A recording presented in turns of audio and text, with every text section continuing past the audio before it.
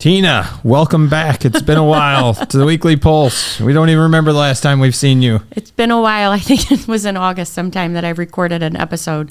So it's a new feeling. Luckily, nothing has changed. Luckily. It's the exact same thing. We're on our fourth episode of Boundaries, and we're going to discuss work boundaries. Yep. We started off with friends and family, and then Josh and Jessica did personal and nutrition. Yep. And today we're going to cap off our series with work boundaries that Jeff's going to enlighten us on his work boundaries and some tools he uses to manage those. And hopefully I'll have some good things to throw in today.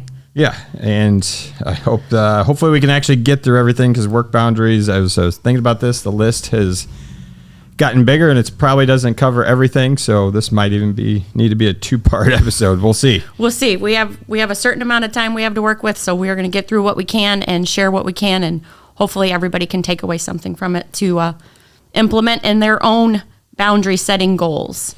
Yeah, so to get started with work boundaries, a very simple one, and especially when you think of boundaries, would just be what time do you start and what time do you stop working? With so many people working from home now, work doesn't seem to just have 9 to 5 anymore, or 8 to 4, whatever it is, where the bell rings and jet out the door and work is over. For most people, that doesn't seem to be the case anymore. No, and even if you have hours where you're like, oh, I have to be there from such time to such a time, we still carry it with us when those times are even over. So, what is something that you suggest people can do to combat that? I know not everyone's schedule can be flexible with a work from home schedule, but what about when you're taking things, past those times? Yeah. So, especially when I work with other business owners and help them strategize on how to maintain their personal health with their work, some of these are going to kind of blend together. So if we might mention some of these a couple of times, is kind of on the next one on the list, is learning how to shut it down and how to turn off what we think is important, or I just need to get this thing done, because what's going to happen if you get it done or don't get it done? And I don't think a lot of people ask themselves that question. They just feel like they need to get it. They're so close to having something completed, so let me just do another 20 minutes to just get it done and get it off my plate. And my thinking is like, well, if you get that done, you're just going to get another task tomorrow. Yeah. It's not like you're going to get 20 minutes where you don't have to do anything tomorrow, or you get to come in 20 minutes later. They're just going to fill your book with something else for 20 more minutes. Your time is going to get used no matter what you're doing. Even if you're a business owner, you're going to occupy the time with something else. And understanding, another question I like to ask is, what in your job is actually less than 24-hour urgent? What cannot wait 24 hours for a response to get done? And most people would say nothing. I would say that's true for the most part. And I fall victim to this a lot, and not even just with work, but at home too. But that is one of my jobs, is I'm a mom and a wife at home. That, takes up a big part of my day, but it's always the one more thing. I'm going to do this one more thing, just this one more thing. And you're so right. What happens when I do one more thing? One more thing pops up that I'm thinking, maybe I can do this. And having that boundary in place to shut it down eliminates that one more thing from happening on that, on that job. Yeah. I mean, I don't know anybody who just doesn't have anything to do at work. Or I can't wait till I get to that point where I have nothing to do because I just did it all. Like, that is never going to happen. So I don't foresee that happening anytime soon. I'm thankful that I've always been able to, for the most part, shut it down. I know Deanna can't stand it sometimes. She asks me about work when I get home, and I'm like, not today. Yeah, I don't want to talk about it. I was just there for 10 hours. I'm good. I'm good. I got lots of other things in my life that I can focus on and do. And just so being able to turn off work is such a relief for me, because I can walk away from it and come back and be fresh come the morning time. Mm-hmm. Not feel like I just was there, even though maybe it was only 10 hours ago, 12 hours ago. For 12 hours, I let it go. And I didn't hold it with me, which I know a lot of people hold it with them until the second they go to bed. And then the second they wake up, or hell, even the middle of the night, they might wake up and be thinking about work. Yeah, and checking about email. What's that first thing I should do? Yes, checking your email at home. I don't know if that's even on your list, but that could definitely be a boundary that people could set up, making it a point to not check outside work email when you are not at work, when you're not in that focused part of the day. I will just go to that one. Setting time for checking text messages and emails is highly underrated, and it should be implemented by many, and for various reasons. One, goes back to, what is 24-hour urgent? Do I have to, just as somebody texts me, I don't need to respond within 10 minutes or 20 minutes or an hour, maybe not even 2 hours. There's nothing that is so urgent. Once upon a time, we lived life without phones attached to our hips. It really wasn't even that long ago, where 10 years ago, you weren't always checking your, on our phones constantly. And I know you put up a funny post this week about, time. We did some, time management, discussions, but it's true. Nobody that calls you, and if you don't answer or send a message, I don't think a lot of people are expecting a few second response. And if they do, it's because you've trained them to expect a 30-second response. Because you're always on your phone, every time I text you respond within 30 seconds. So when you don't, well, now I assume something's wrong. I immediately think the worst. Think the worst would happen. Why hasn't he responded? Because he always responds in 30 seconds. Versus if we train people to understand, hey, I only check my email and text at 12 o'clock and 4 o'clock. Okay. If that's the expectation, nobody's going to have an issue with that. Yeah. And I know that's something you and I have worked on together too over the, in the past, about just time blocking. Like, this is what I'm going to work on at this time. This is what I'm going to work on in this time, and really focusing in on that so that I can be, show up for my best for that specific event or whatever project I'm working on, so that I can dedicate the time I need to do it properly, versus constantly being, somebody uses the word, somebody I know uses the term squirrel, where it's like, squirrel, what's next? You're never focused in one spot. So that's where that time blocking and setting up specific time to check certain things, work on certain projects, really comes in handy to help you stay on task, and you'll ultimately get more done. Yeah. And that's why it's so underrated, is because if people wouldn't check their phones, wouldn't check their emails so often, the amount of work they could actually get done would multiply. Every time you check a text message or send an email, you have lost probably at least 10 minutes every single time on whatever project you were doing. You have to figure out where did I leave off? Where did I set that thing down that I was using? Where's the tool that I just had? Where's my cooking utensil? Whatever it is, you just lost time, and to get refocused on where you were actually at. And when we get in that flow state, like, it's a great feeling when you're working undistracted and all of a sudden an hour goes by and you're like, holy cow, I just got a lot done and nobody distracted me. Yeah, that is a great feeling.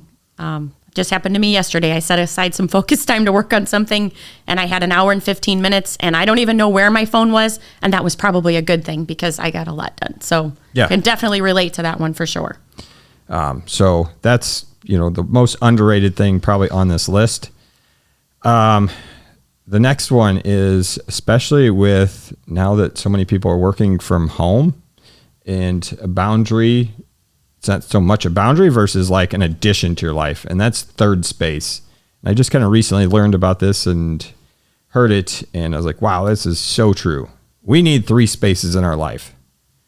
We all have work, we all have home, and we go back and forth between the two.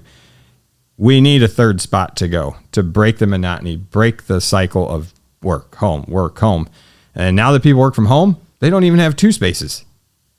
Some people are literally at one space 24 hours a day, don't leave their house an entire day. Like, that is not good for our health, not good for work productivity. It's not a good boundary. So making sure you have a second, for sure, third space, would be the most ideal. So whatever that is, you need to find it if you don't have it. If you're catching yourself in the monotony of work, home, there's got to be change. You got to find whatever that is. So what are some suggestions for people to find that third space so that they can check in with themselves and say, okay, I've got the home one, I've got the work one, or they might just have the one because they work from home. Where are some other places that you can find that third space? Well, the first one, the easiest suggestion we can give is the gym. Right. Find a gym home, you Right. know, to give yourself, 3 days a week, a break that breaks the monotony of work home. It could be anything, exercise, that's meeting up with a friend, something so Hobby. finding a hobby, being a part of a volunteer group, a church group, anything that's going to just pull you away from work and home life, Right. is the biggest thing. So having that boundary of, I have to have something else to truly fill my bucket of satisfaction. And again, that's just going to make you a better employee anyways. Having that break is so important, which leads to the next one on my list is breaks in the middle of the day. We need time to recharge. Nobody can honestly just work for 8 to 10 hours straight. No. I mean, if you can, I don't believe you. Or you do it, but it's not good work. There's going to be lapses in there. So having that time where you get outside, go for a walk, get out of your office. Again, it's kind of third space, go have lunch at the park, get outside, all those things to get away from work is going to make you better when you're at work. Yeah. And, it kind of goes back to like just, watching kids in college and their study habits and thinking that, I need to cram all night. No, you don't. What you need to do is go to sleep. Yeah. And then here we are as adults telling kids not to do that, but we are cramming our work days in. And I know this is something that can be improved upon by a lot of people because for some, I'll hear that, well, if I work from this to this, I can leave at this time. And so, the focus is around, I'm going to work these set hours so that I can get out of here earlier. But again, usually when you're getting out of there earlier, it's to run and to help someone else. So again, finding just even 5 minutes or 10 minutes or a small amount of time, if you're currently taking no amount of time for yourself during the day, that would probably be a good place to start, is just by implementing like that third space and just to take some time for yourself, whether it is 5 minutes or if you can make more happen.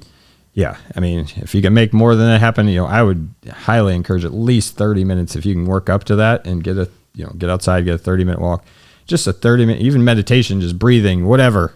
A 30-minute break will make you more productive for the second half of the day. Yeah. Just think moving from where you're at, where you're sitting, whatever space you're in, to somewhere, a new environment, a different environment that gets you away from the computer screen or the workstation that you're at, if time allows for it. Yeah. Next one on the list is set your schedule.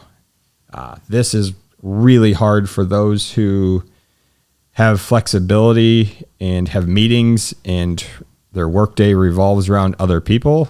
Like for us, I know this was something I did not do. So this is something I learned the hard way, is if you let somebody else set your schedule, they will pick the worst possible times ever to choose out of your schedule. If you say, just tell me what time works for you, and I'll be there. I'll be there. I guarantee you they will pick the worst time possible. Right. So, if you have a job that is revolved around meetings and you setting appointments, you ask them, does this time work for you? Don't ever say what time works for you. Does 2:00 work for you? Mm-hmm. They say no, you go to your next best time that works for you. So always find the time that works best for you first and offer that one up. And they'll probably say yes. They'll make it work just like you would make it work. So, yeah, and utilize those big red pens for the X's on the times that don't work for you so that you're not tempted to open your book, see that time is open and think, I could make it work. But you have that big red X there and it's there for a reason. You've set that there as a boundary for, this is not a time that I'm able to do this. There's always exceptions, but if you have a plan in place, with your weeks and your months and the way you schedule things, you'll eventually appreciate those red X's. And when you'll see them, you'll be like, yes, that's the time that I had made a boundary for a different commitment or something else. So, utilize that tool. It works. I mean, it's so easy to just try to I can squeeze that in and trying to accommodate people and be nice. No, go to the next best time. You'll find a time that works. And then if you exhaust all options and then you have to squeeze, sure. But make sure you exhaust every option of when you can meet with somebody before you cross into your big red X area. Yeah, for sure. Another work boundary is meetings with like coworkers. And if you're working on stuff with coworkers, have set time that you're going to spend on it. Don't let them interrupt your time. If you're working on something, and let them pop in and constantly, hey, I got a question. Hey, is there a coffee pot in Texas? I have no idea. Yes, there's a coffee pot in Texas. That's the good news. Oh, gosh. But, just having set time, so that way you both build trust in like, hey, I don't need to ask this question now because I know I'm going to get to ask it when we have our regular meeting. But the key to that is making sure that you hold true to your meeting times. So if you say you're going to meet somebody at 8, they need to trust that you're going to be there at 8, 9, 10, whatever time you set with your coworker. So that way they know they don't have to try to track you down because they're worried about where you're going to be, or will they or will they not see you. Yeah. I know I'm going to see you tomorrow. And guess what? Nothing is 24-hour urgent. So if they know they're going to see you at a set time tomorrow, they don't need to bother you, interrupt you today when they know they can have that question answered tomorrow. So those are big ones. I think that covers everything that was on our list. Is there anything else, Tina, that crosses your mind now that we're...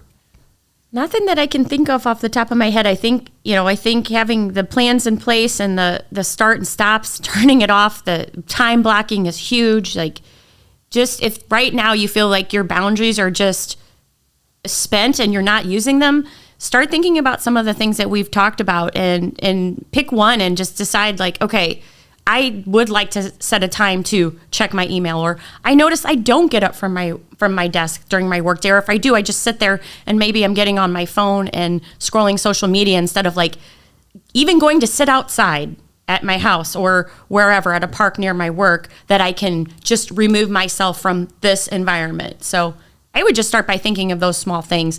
And that goes back to any of our boundary episodes. There was something on there that that you're struggling with, pick one and start working on it and then build up slowly that way, because boundaries kind of comes into, I picture this when people are setting big goals and they want to change everything all at once. Like, yeah, I'm not going to do this anymore. I'm certain there's going to be some people that almost all of these resonate with. And just like like you said, pick one. So if multiple of these things hit you, try to pick one. I would start with the start and stop time. How can you start and stop your day?